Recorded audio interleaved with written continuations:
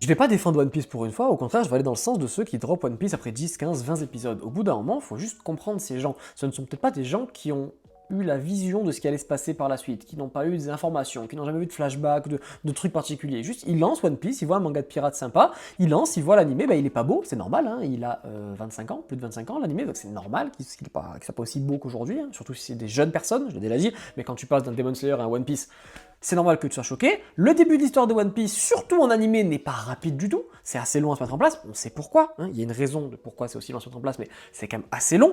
Donc en fait, t'as une personne, j'imaginais, une personne de 15-16 ans aujourd'hui qui lance One Piece, elle voit un animé qui est pas beau, où il se passe pas non plus des dingueries sur 10, 15, 20 épisodes. Bah tu te dis, fais chier quoi, peut-être j'ai d'autres choses à regarder, c'est bon, j'ai passé à autre chose. Oui, c'est possible. Et ce serait pas étonnant. Après, ces personnes, il faut bien leur expliquer, hein, si elles viennent vous dire non, mais parce que c'est long et tout, lui expliquer pourquoi, comment, machin. Mais c'est vrai que les gens, aujourd'hui, encore plus, n'ont pas envie d'attendre 50, 100 épisodes avant qu'il se passe vraiment des dingueries face à eux.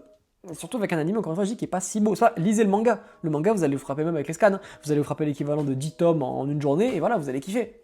Mais un animé, c'est un peu plus compliqué.